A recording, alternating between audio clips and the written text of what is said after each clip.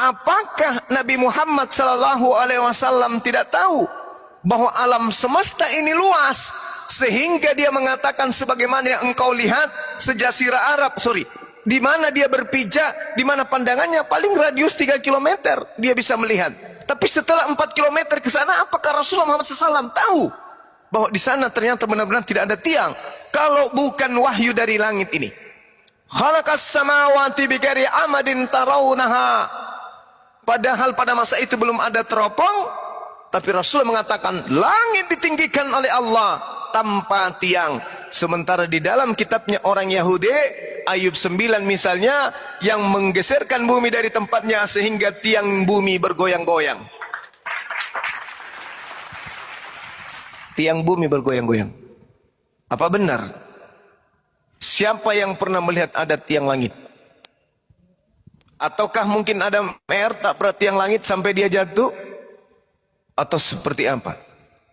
Wallahu alam bissawab. Rasulullah seorang diri, tidak melakukan penelitian. Tidak ada penulis selain dirinya. Tidak ada penulis pada zaman itu yang menuliskan tentang Torah, yang menuliskan tentang kitab-kitab sebelumnya. Dia tidak pernah membaca secuil pun dari kitab-kitab sebelumnya. Tapi seketika dia mampu menarasikan langit tidak bertiang. Kalau Anda ragu, wajar. Tapi apakah kemudian bisa kita membuktikan apa yang disampaikan oleh beliau? Dia mengatakan di bawah laut ada air, ada api. Dia ceritakan semua tentang embrio. Belum ada komputer, belum ada alat USG. Dia mengatakan tentang sidik jari, belum ada alat untuk mendeteksi itu semua. Dia menyatakan tentang apapun, atmosfer, lapisan bumi, lapisan tanah dan seterusnya. Beliau jelaskan. Apakah pada masa itu kemudian sudah ada alat-alat secanggih itu? Tidak. Tapi kenapa kemudian dia bisa mengurai itu semua dalam Al-Quran? Kalau itu bukan dari langit. Nah, inilah yang perlu dipahami oleh kita sebagai manusia. Makanya Al-Quran dikatakan apa? Di dalam Al-Quran surah An-Nahl terakhir ya, ayat 44, Allah Subhanahu wa taala berfirman, bil bayyinati waz zubur wa anzalna ilaika dzikr litubayyina linnasi ma nuzzila ilaihim. Kalimat terakhirnya wala'allahum yatafakkarun. Utusan kami utus dengan membawa keterangan-keterangan mujizat dan sebuah kitab. Dan kami turunkan Al-Quran kepadamu agar engkau menerangkan kepada seluruh manusia apa yang telah diturunkan kepada mereka, agar mereka memikirkan. Jadi memang manusia untuk menerima Al-Quran harus berpikir dulu. Gak boleh masuk Islam tanpa berpikir. Telaah Islam itu dengan akal. Karena Allah mengatakan wala'allahum yatafakkarun.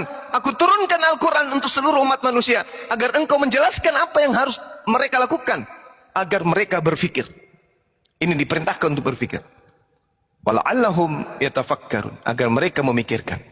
Jadi kalau mau masuk Islam, mau memahami kebenaran Islam, jangan dengar dari luar. Islam itu begini, Islam. Masuk ke dalam, lihat di dalam apa yang terjadi, apa yang sebenarnya dengan Islam ini. Dan lihat bagaimana banyaknya orang berbondong-bondong masuk Islam. Dari kalangan mana? Cendekiawan, orang-orang terpelajar, orang-orang intelektual, orang yang memahami tentang sains, teknologi. Itulah mereka yang sampai kepada hakikat kebenaran Islam. Yang keluar dari Islam, lapar.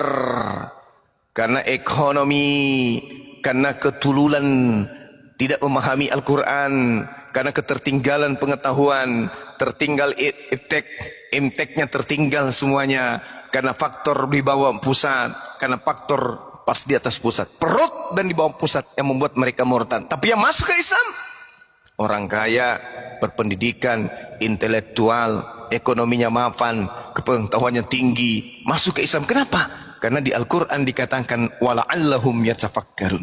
Hanya orang yang menggunakan akal yang bisa menyentuh dimensi keislaman. Demikian Bang, silakan.